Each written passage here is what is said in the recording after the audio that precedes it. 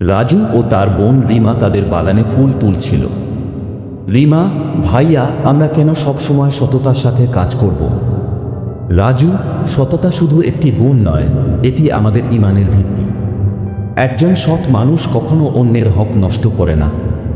নবী সাল্লাল্লাহু আলাইহি ওয়াসাল্লাম বলেছেন, সততাই মুক্তি দেয়। যখন আমরা সৎ থাকি তখন আমাদের মন এবং আত্মা শুদ্ধ থাকে এবং আমরা আল্লাহর কাছে প্রিয় হই। সততা আমাদের জীবনে এক ধরনের শৃঙ্খলা এনে দেয়।